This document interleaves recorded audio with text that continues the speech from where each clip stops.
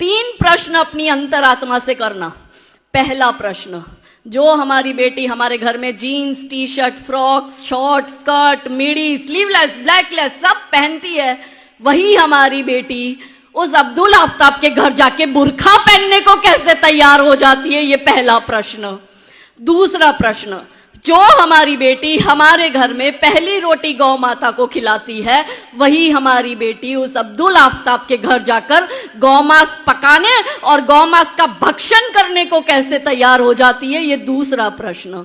तीसरा और अंतिम प्रश्न, जो हमारी बेटी को अपने घर में अपने भाई बहन से ज्यादा कम शेयरिंग मिलता है ना, कि बेटियां कंप्लेंट करती है आपने भैया को ज्यादा दिया, मुझे कम दिया, दीदी को 2 जीन्स लाके दी, मुझे 1 जीन्स दी, दीदी को 200 रुपए वाली पहन दी, मुझे 180 रुपए वाली। छोटी मोटी नोकझोंक हर घर में हर भाई बहन में होती है। वही हमारी बेटी उस जिहादी के घर जाके 3-3 सौतनों के साथ रहने को कैसे तैयार हो जाती है? वो 4 निकाह करना उसमें जायज है। आपको तय करना है, नारियों को तय करना है, हर पिता को तय करना है कि उसको अपने बेटी को पापा की परी बनाना है या वीर योद्धा बनाना है।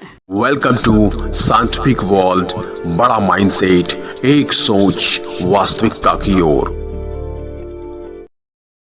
नमस्कार दोस्तों, आपने मातेश्वरी के तीनों प्रश्न को सुन लिए।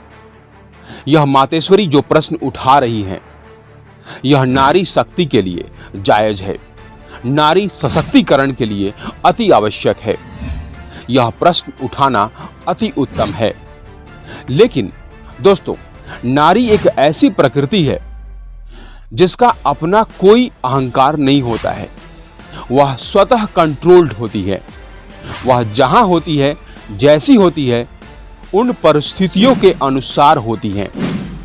नारी शक्ति का प्रभाव सब पर पड़ती है, इन पर किसी का प्रभाव नहीं पड़ती, क्योंकि यह हर जगह माता माता होती है और बहन बहन होती है।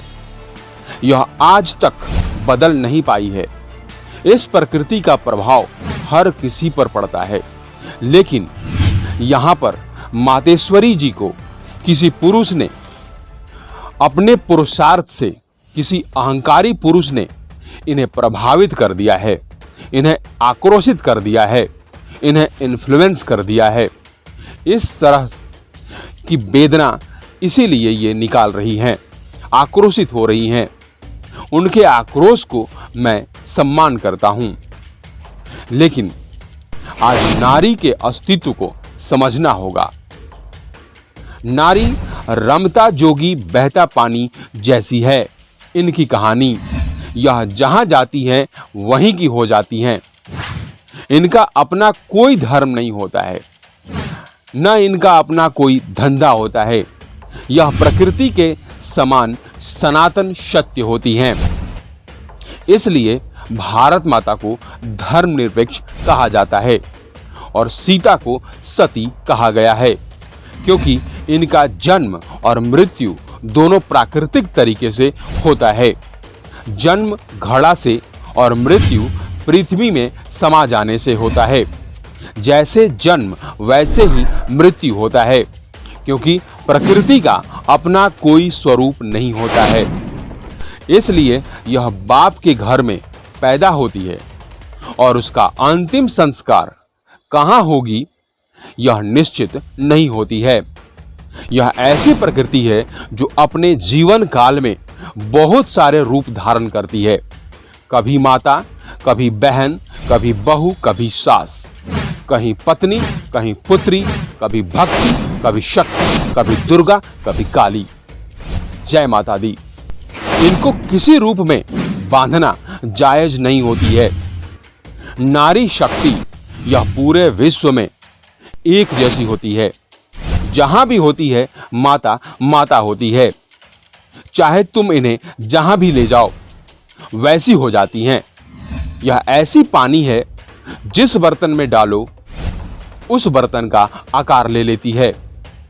दोस्तों, यहां दुनिया में जितने भी अहंकार फैले हैं, यह सब पुरुषों की वजह से फैले हैं। जितने भी धर्म, जाति, वंश, यह सब पुरुषों के अहंकार का द्योतक हैं। यह आज से नहीं, यह कालांतर से चली आ रही प्रथा है।